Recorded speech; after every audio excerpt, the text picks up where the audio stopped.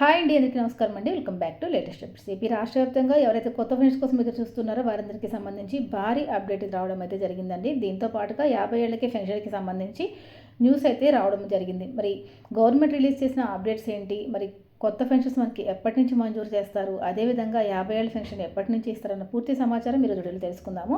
ఏపీలో కూటమి ప్రభుత్వం మేము అధికారంలోకి వస్తే కనుక ఎన్టీఆర్ భరోసా పెన్షన్ పథకం కింద అర్హులైన వారందరికీ కూడా పెన్షన్ మంజూరు చేస్తామని చెప్పడం అయితే జరిగింది. అదేవిధంగా పెన్షన్ పెంచుతాము అని కూడా చెప్పారండి. చెప్పినట్టుగానే పెన్షన్ పెంచడం అయితే జరిగిందనమాట. అయితే కొత్త పెన్షన్కి సంబంధించి ఎక్కడ అవకాశం అయితే కల్పించలేదు. గత ప్రభుత్వం నుంచి అదేవిధంగా ఈ ప్రభుత్వం నుంచి కూడా దాదాపుగా రాష్ట్ర వ్యాప్తంగా 15 లక్షల మందికి పైగా కొత్తగా పెన్షన్స్ కోసం అర్హత వచ్చిన వారందరూ కూడా ఎంతగానో ఎదురు చూస్తున్నారండి. వారందరూ కూడా ఆర్థికంగా చాలా ఇబ్బంది పడుతూ ఉన్నారని కూడా చెప్పుకోవచ్చు. ఇందులో ముఖ్యంగా చూసుకుంటే కనుక వృద్ధులకు సంబంధించి ఎప్పుడప్పుడు పెన్షన్ మంజూరు చేస్తారా అని చెప్పేసి రాష్ట్ర వ్యాప్తంగా చాలామంది వృద్ధులైతే ఎంతో ఇబ్బంది పడుతూ ఉన్నారండి. వారందరికీ సంబంధించి మన సీఎం చంద్రబాబు నాయుడు గారు తాజాగా కొన్ని రకాల అప్డేట్స్ రిలీజ్ చేయడం అయితే జరిగిందనమాట. మరి కూటమి ప్రభుత్వం హామీ ఇచ్చినట్టుగానే మన యొక్క 6 స్టెప్ వెరిఫికేషన్ ద్వారా అర్హులను ఎంపిక చేసి ఈ యొక్క పెన్షన్ అనేది మంజూరు చేయబోతున్నారన్నమాట. మరి సంక్షేమ పథకాలను ఎన్నో రకాల సంక్షేమ పథకాలను తీసుకొచ్చింది ఏపీలో కూటమి ప్రభుత్వం. ఇందులో ముఖ్యంగా చూసుకుంటే తల్లికి వందనం కానివ్వండి, అన్నదాత సుఖీభవ, ఇలాగ మహిళలకు సంబంధించి పలు రకాల పథకాలను అమలు చేస్తూ వస్తుంది. చెప్పిన పథకాలనే కాకుండా చెప్పని పథకాలను కూడా అమలు చేసింది ఏపీలో కూటమి ప్రభుత్వం. మరి తాజాగా యొక్క ఆడబిడ్డ నిధి పథకము, అదేవిధంగా పెన్షన్ కోసం చాలామంది రాష్ట్ర వ్యాప్తంగా ఎదురు చూస్తూ ఉన్నారండి. అయితే మనకి తాజాగా ఈ యొక్క పెన్షన్స్కి సంబంధించి న్యూస్ అయితే రిలీజ్ అవ్వడం జరిగింది. మరి దీనికి సంబంధించి పెన్షన్ ఎప్పుడు ఇస్తారు, ఏ విధంగా అర్హులను ఎంపిక చేస్తారు, మరి పెన్షన్కి ఎలా దరఖాస్తు చేసుకోవాలి, ఆల్రెడీ గతంలో దరఖాస్తులు చేసుకున్న వారు తిరిగి దరఖాస్తు చేసుకోవాలా, లేకపోతే గతంలో దరఖాస్తు చేసుకున్న వారి దరఖాస్తుల ఆధారంగా అర్హులను ఎంపిక చేస్తారా, మరి ఎప్పటి నుంచి మనకి కొత్త పెన్షన్ అనేది మంజూరు చేయడం జరుగుతుందన్న పూర్తి సమాచారం మీరు డీటెయిల్గా తెలుసుకుందాము. నేను ఎక్కడ స్కిప్ చేయకుండా ఫస్ట్ నుంచి చివరి వరకు చూడండి. ఎవరైనా కనుక మన ఛానల్ ఫస్ట్ టైం చూస్తుంటే తప్పకుండా ఛానల్ని సబ్స్క్రైబ్ చేసుకుని పక్కన ఉన్న బెల్ ఐకాన్ని ఆన్లో ఉంచుకోండి. మరి ఇక లేట్ చేయకుండా డీలోకి వెళ్ళిపోదామండి. ఏపీలో కూటమి ప్రభుత్వం పలు రకాల సంక్షేమ పథకాలను తీసుకొచ్చి రాష్ట్రంలో అభివృద్ధితో పాటుగా ప్రజల సంక్షేమమే ధ్యేయంగా ముందుకు సాగిపోతూ ఉందండి. సంక్షేమ కార్యక్రమాల్లో భాగంగా ఆంధ్రప్రదేశ్ ప్రభుత్వం అత్యంత నిరుపేద మరియు బలహీన వర్గాల ప్రజల కోసం, ముఖ్యంగా వృద్ధులు మరియు అనారోగ్యంతో ఉన్న వారి కోసం ఎన్టీఆర్ భరోసా పెన్షన్ పథకాలను అమలు చేస్తుంది. ఈ నేపథ్యంలో ఆంధ్రప్రదేశ్ ఎన్టీఆర్ భరోసా పెన్షన్ పథకం కోసం దరఖాస్తు ప్రక్రియ, అదేవిధంగా పెన్షన్ స్థితి తనిఖీ మరియు అర్హత ప్రమాణాలను ఈరోజు డీటెయిల్గా తెలుసుకుందాము. ఎన్టీఆర్ భరోసా పథకం కింద వృద్ధాప్య పెన్షను, నేత కార్మికుల కోసం పెన్షను, వితంతు పెన్షను, వికలాంగుల పెన్షను, ఇలాగ రకరకాల పెన్షన్ల కేటగిరీలకి సంబంధించి దాదాపుగా 28 రకాల పెన్షన్ల ద్వారా పెన్షన్ అనేది ప్రతి సంవత్సరము కూడా ప్రతి నెల కూడా అందజేస్తూ వస్తుంది ఏపీలో కూటమి ప్రభుత్వం. ఎన్టీఆర్ భరోసా పెన్షన్ కోసం కొత్తగా అప్లై చేసుకోవాల్సిన వాళ్ళందరి కోసం కూడా కొన్ని రకాల అర్హత ప్రమాణాలు కూడా తీసుకోవడం అయితే జరిగిందనమాట. వివిధ వర్గాలకు సంబంధించిన వారు ఎన్టీఆర్ భరోసా పెన్షన్ పొందడానికి కొన్ని రకాల అర్హతలను అయితే తీసుకోవడం జరిగింది. దీనికి సంబంధించి వృద్ధాప్య పెన్షన్ కోసం అర్హత ఏ విధంగా వస్తుంది, వృద్ధాప్య పెన్షన్కి ఏ విధంగా అప్లై చేసుకోవాలంటే కనుక 60 సంవత్సరాలు వయసు దాటిన వారందరికీ కూడా ఈ యొక్క వృద్ధాప్య పెన్షన్ అనేది మంజూరు చేయడం అయితే జరుగుతుందండి. స్త్రీ పురుషులు ఇద్దరికీ కూడా 60 సంవత్సరాలు దాటితే ఈ యొక్క పెన్షన్ అనేది రావడం అయితే జరుగుతుంది. అయితే భార్యాభర్తలు ఇద్దరికీ కూడా 60 సంవత్సరాలు దాటితే భర్తకి మాత్రమే పెన్షన్ రావడం అయితే జరుగుతుందండి. ఇద్దరికి అయితే ఇవ్వడం కుదరదు అనమాట. ఇద్దరిలో ఒకరికి మాత్రమే ఈ యొక్క వృద్ధాప్య పెన్షన్ అనేది మంజూరు చేయడం అయితే జరుగుతుందన్నమాట.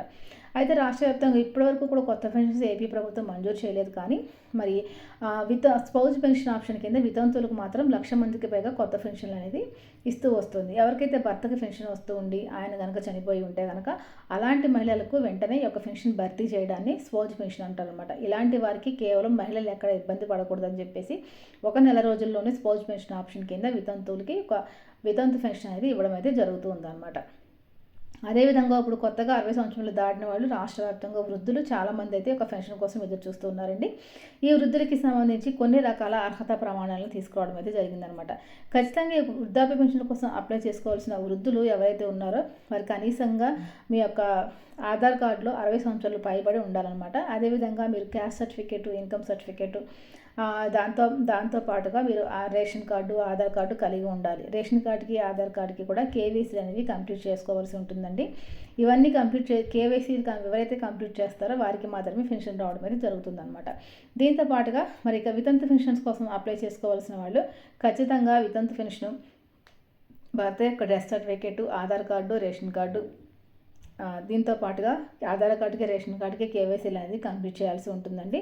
ఇంకా దివ్యాంగుల విషయానికి వస్తే కనుక దివ్యాంగులు కూడా ఆధార్ కార్డు రేషన్ కార్డు ఇవన్నీ అందరికీ కామన్గానే ఉంటాయి. వాటితో పాటుగా సదరన్ సర్టిఫికేట్ కూడా ఖచ్చితంగా కలిగి ఉండాలి. సదరన్ సర్టిఫికేట్కి సంబంధించి ప్రత్యేకంగా ఒక డ్రైవ్ అనేది నిర్వహిస్తోంది ఏపీలో కూటమి ప్రభుత్వం. దీనికి సంబంధించి మీరు స్లాట్ అనేవి బుక్ చేసుకోవాలన్నమాట. మీరు స్లాట్ బుక్ చేసుకున్న తర్వాత మీకు వచ్చిన డేట్ ప్రకారం మీరు వెళ్ళి మెడికల్ హాస్పిటల్కి వెళ్ళి ప్రభుత్వ హాస్పిటల్కి వెళ్ళి అక్కడ మీరు ప్రభుత్వ ఆసుపత్రికి వెళ్ళి అక్కడ మీరు వైద్య పరీక్షలు అనేవి చేయించుకోవాల్సి ఉంటుందన్నమాట. వైద్య పరీక్షలు చేయించుకున్న తర్వాత వైద్యులు మీకు ఒక సర్టిఫికేట్ ఇస్తారు. దాన్ని సదరం సర్టిఫికేట్ అంటారన్నమాట. ఈ సదరం సర్టిఫికేట్లో 40% కన్నా ఎక్కువ పైబడి ఉన్న వారికి వికలాంగుల కోటాకి సంబంధించి వీళ్ళకి 6,000 రూపాయల వరకు పెన్షన్ మంజూరు చేయడం అయితే జరుగుతుంది. తర్వాత ఇంకొక పెన్షన్ విషయానికి వచ్చేస్తే వితంతువులు అయిపోయింది కదండి. తర్వాత ఒంటరి మహిళల పెన్షన్కి వస్తే కనుక ఒంటరి మహిళలకి వీళ్ళకి సంబంధించి ఎంఆర్ఓ ఆఫీస్లో ఒక సర్టిఫికేట్ అయితే ఉంటుంది. ఒంటరి మహిళలకు సంబంధించిన సర్టిఫికేట్ అనేది మీరు కంపల్సరీ తెచ్చుకోవాల్సి ఉంటుందన్నమాట. కాబట్టి మీరు ఎంఆర్ఓ ఆఫీస్కి వెళ్ళి నేను ఒంటరి మహిళ అని చెప్పేసి అక్కడ వాళ్ళు అడిగినటువంటి డాక్యుమెంట్స్ ఏవైతే ఉన్నాయో అవి అన్నీ కూడా మీరు సబ్మిట్ చేసుకోండి. మీకు ఒక సర్టిఫికేట్ ఇవ్వడం అయితే జరుగుతుంది. ఆ సర్టిఫికేట్ తెచ్చుకున్న తర్వాత మీరు ఒంటరి మహిళ పథకానికి సంబంధించి ఈ యొక్క పెన్షన్కి సంబంధించి అప్లై చేసుకోవచ్చు. ఆ సర్టిఫికేట్తో పాటుగా Aadhaar card, ration card, caste certificate, income certificate, address proof ఇవన్నీ కూడా మీరు ఖచ్చితంగా కలిగి ఉండాలండి. వీటన్నిటితో పాటు ఈ యొక్క పథకానికి సంబంధించి అప్లై చేసుకోవాల్సి ఉంటుందన్నమాట. కాబట్టి ఏపీ రాష్ట్ర వ్యాప్తంగా ఎవరైతే కొత్త పెన్షన్ కోసం ఎదురు చూస్తున్నారో వారు ఈయన చెప్పినటువంటి డాక్యుమెంట్స్ కూడా మీరు అన్నీ కూడా సిద్ధంగా ఉంచుకోవాలన్నమాట. తర్వాత ఇప్పుడు మరి మనకి గ్రామ వార్డు జన్మభూమి కమిటీలు అనేవి ప్రారంభించాలని చెప్పేసి ప్రతి గ్రామాల్లో కూడా ప్రతి నెల కూడా దీనికి సంబంధించి జన్మభూమి మీటింగ్స్ అనేవి చేయాలని చెప్పేసి ఏపీ ప్రభుత్వం నిర్ణయం తీసుకుందనమాట. ప్రతి నెల కూడా పంచాయతీ ఆఫీసుల్లో ఒక మీటింగ్ నిర్వహించి అక్కడ ఎవరైనా కొత్తగా పెన్షన్స్ కోసం కానివ్వండి, ఇళ్ల కోసం కానివ్వండి, ఎవరైనా దరఖాస్తులు చేసుకుంటే అక్కడ దరఖాస్తులు చేసుకుంటే అక్కడ ఉన్న అధికారులు వెల్ఫేర్ ఆఫీసర్స్ ఎవరైతే ఉంటారో వారికి మీరు డైరెక్ట్గా ఇవ్వచ్చు అనమాట. ఈ విధంగా మీరు ఈ యొక్క పెన్షన్స్కి సంబంధించి దరఖాస్తు ఇచ్చుకుంటే తర్వాత మీకు అర్హుల జాబితాలో పేరు అనేది చేర్చడం అయితే జరుగుతుందండి.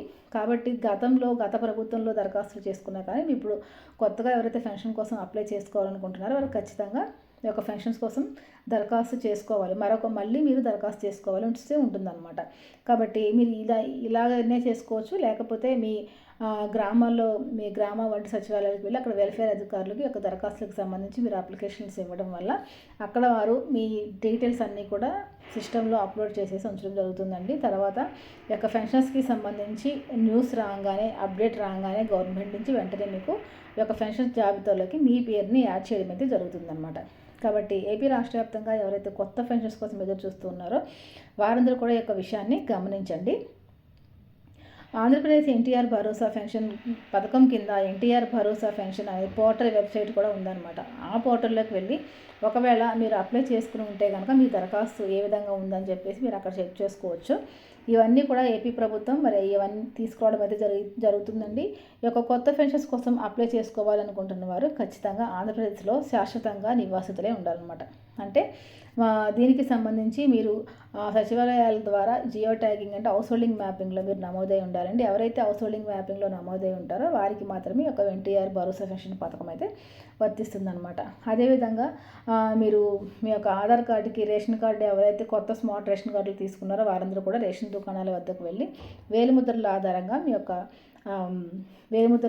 కేవైసీ అనేది కంప్లీట్ చేయాల్సి ఉంటుందన్నమాట. కేవైసీ కంప్లీట్ చేస్తేనే మీకు ఈ యొక్క పెన్షన్స్ అనేవి రావడం అయితే జరుగుతాయండి. కాబట్టి ఈ విషయాన్ని అయితే గమనించండి. ప్రతి ఒక్కరు కూడా మీ యొక్క కేవైసీలు అనేవి కంప్లీట్ చేయండి. దీంతో పాటుగా ఆధార్ నెంబరు మీ ప్రాంత డేటాబేస్తో మీ యొక్క ఆధార్ నెంబర్ అనేది యాడ్ అయి ఉందా లేదా అని చెప్పేసి మీరు చెక్ చేసుకోవాల్సి ఉంటుంది. దీనికి సంబంధించి మీరు మీ సచివాలయాల వద్దకు వెళ్తే కనుక అక్కడ ఉన్న ఉద్యోగస్తులు ఇవన్నీ కూడా మీకు చేయడం అయితే జరుగుతుందన్నమాట. ఇవన్నీ చేయించుకొని సిద్ధంగా ఉంటే మీకు వెంటనే మరి గవర్నమెంట్ నుంచి అప్డేట్ రాగానే మీకు వెంటనే పెన్షన్ అయితే రావడం అయితే జరుగుతుందండి. దీంతో పాటుగా 50 ఏళ్ళ పెన్షన్స్కి సంబంధించి ఎదురు చూస్తున్నారు. ఎవరైతే బీసీ, ఎస్సీ, ఎస్టీ మైనారిటీ వర్గాలకు చెందిన పేదలు ఎవరైతే ఉన్నారో వారందరి కోసం కూడా 50 ఏళ్ళ పెన్షన్ అనేది వీరందరికీ కూడా వర్తిస్తుందన్నమాట. దీనికి సంబంధించి కూడా తొందరలోనే అప్డేట్స్ రాబోతున్నాయండి. ఇప్పుడు మనకి ఆగస్టు 15వ తారీఖున స్వతంత్ర దినోత్సవం కాబట్టి అప్పుడు యొక్క పెన్షన్స్కి సంబంధించి పూర్తి సమాచారం అయితే రిలీజ్ చేయబోతుంది ఏపీలో కూటమి ప్రభుత్వం. ఈ లోపుగా నేను చెప్పినటువంటి ఈ డాక్యుమెంట్స్ అన్ని కూడా మీరు సిద్ధం చేసి ఉంచుకోవడం వల్ల మీకు ఎలాంటి ఇబ్బంది లేకుండా ఈ యొక్క పెన్షన్ అనేది మంజూరు చేయడం అయితే జరుగుతుందన్నమాట. పెన్షన్కి సంబంధించి తాజా సమాచారం మరొక మంచి మళ్ళీ కలుసుకుందాం. అంతవరకు సెలవు, నమస్తే.